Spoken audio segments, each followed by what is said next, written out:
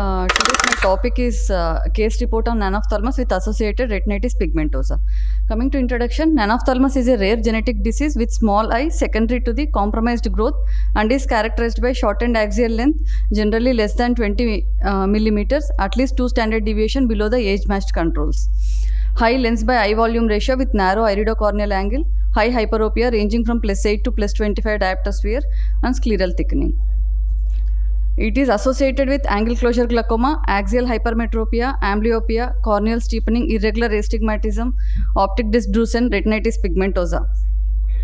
Coming to first case, she was a 41-year-old female presented to us with complaints of redness and pain both eyes occasionally from the past 1 year. On questioning, she has given the history of night blindness from the age of 20 years. She has never used glasses since childhood. On examination, her vision was 22/60 right eye and hand movements in left eye with refractive error of +14 diopter spherical in right eye and +13 in left eye. Slit lamp examination showed right eye showed clear cornea with shallow anterior chamber, sluggishly reacting pupil with early lenticular changes, and left eye showed edematous cornea, shallow anterior chamber, mid dilated and non-reacting pupil with early lenticular changes. IOP was 12 in right eye and 68 millimeters of mercury in left eye. Gonioscopy showed closed angles both eyes. YAG peripheral iridotomy was done in both eyes after controlling IOP. 1 week follow-up visit showed vision was 2/60 in right eye and 3/60 in left eye with patent peripheral iridotomy both eyes.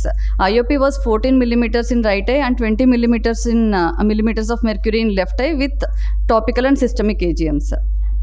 Fundus showed pale disc with arteriolar attenuation and pigmentary degeneration of the retina in both the eyes, and macula was normal with dull FR.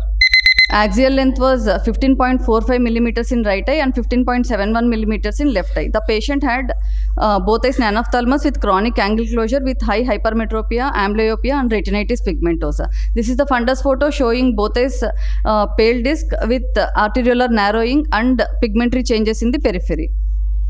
Second case was a 35-year-old female complaining of diminution of vision and abnormal eye movements both eyes since childhood. On examination, she had nystagmus, esotropia, PL positive with clear cornea and pseudophakia both eyes. IOP was 16 in both eyes with open angles. Axial length was 19.12 millimeters in right eye and 20.45 millimeters in left eye. Fundus showed pale disc, attenuation of arteries with pigmentary degeneration of retina suggestive of retinitis pigmentosa both eyes with consecutive optic atrophy and right eye nanophthalmus. Coming to discussion, nanophthalmus is a rare clinical spectrum of disorders with phenotypically small but morphologically normal eyes. Maldevelopment of retina, retinitis pigmentosa, and other retinal anomalies have also been reported in nanophthalmus.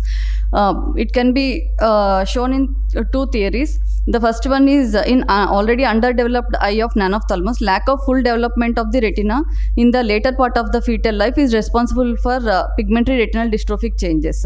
And the second theory was possibility of the presence of prior uveal effusion causing secondary pseudo retinitis pigmentosa after retinal detachment.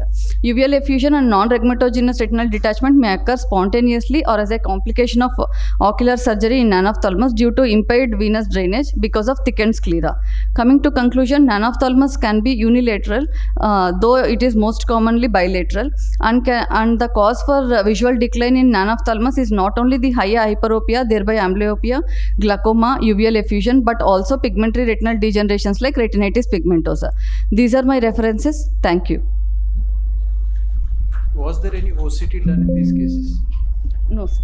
OCT was not done, sir. Just fundus examination was done by a retina consultant. Because OCT in a nanophthalmus shows crowded retina at the fovea. There is loss of foveal count. Foveal avascular, yes. Foveal thinning might be there. The OCT in this Yes, sir. Next time I will do, sir. When the patient comes for follow-up, I will definitely look.